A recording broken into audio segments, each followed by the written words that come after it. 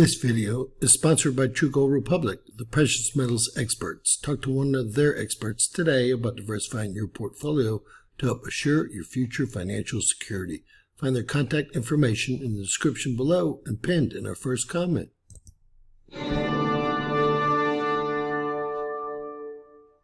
James Kaufman, World News Report today, June 2nd, 2024. God bless you and yours no matter where you are in the world. Please subscribe, give us a thumbs up, ring that bell for critical future updates. Retired Navy 4-star Admiral arrested in bribery scandal. Federal prosecutors have announced the arrest of former naval officer Robert P. Burke, 62, on serious bribery charges. Burke, a retired 4-star Navy admiral, was arrested on Friday. According to the Justice Department, he accepted bribes in exchange for steering government contracts to a company that promised him a lucrative job after his retirement from the Navy. Well, isn't that how government works? This guy must be a Republican.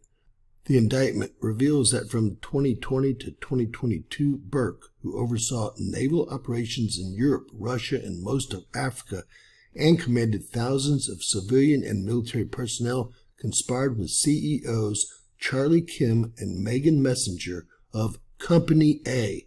Why won't they name the company? I have no idea. That provided a workforce training pilot program to a small component of the Navy from August 2018 through July 2019. So how could he conspire from 2020 to 2022 with these folks if the pilot program to train Navy was from August 2018 through July 2019? The Navy terminated the contract with Company A in late 2019 and directed Company A not to contact Burke. Despite the Navy's instructions, Kim and Messenger allegedly still met with Burke in Washington, D.C. in July 2021 in an effort to reestablish Company A's business relationship with the Navy. It is alleged that at the July 2021 meeting, the charged defendants agreed that Burke would use his position as a Navy admiral to steer a sole source contract to Company A in exchange for future employment at the company.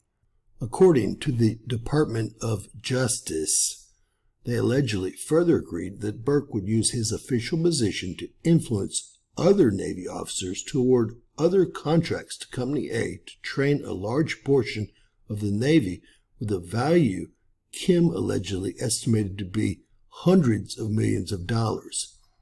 In furtherance of the conspiracy, in December 2021, Burke allegedly ordered his staff to award a $355,000 contract to Company A to train personnel under Burke's command in Italy and Spain. Company A performed the training in January 2022. Thereafter, Burke allegedly promoted Company A in a failed effort to convince a senior Navy admiral to award another contract to Company A. To conceal the scheme, Burke allegedly made several false and misleading statements to the Navy, including by creating the false appearance that Burke played no role in issuing the contract and falsely implying that Company A's employment discussions with Burke only began months after the contract was awarded.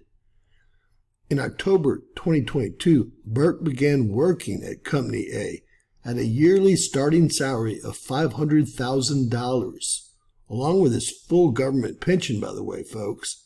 They also granted him 100,000 stock options. So this is a publicly traded company that they won't mention.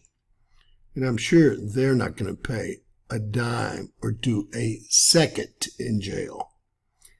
As alleged in the indictment, Admiral Burke used his public office and his 4-star admiral status for his private gain, said U.S. Attorney Matthew M. Graves. Quote, "The law does not make exceptions for admirals or CEOs. Those who pay and receive bribes must be held accountable. The urgency is at its greatest when, as here, senior government officials and senior executives are allegedly involved in the corruption." This is an everyday occurrence in Washington, D.C. What are these people talking about?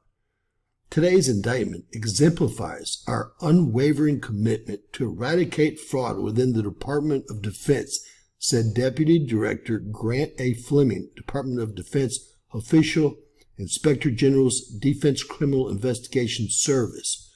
Together with our federal partners, the DCIS will persist in dismantling attempts to defraud the U.S. government and U.S. taxpayer.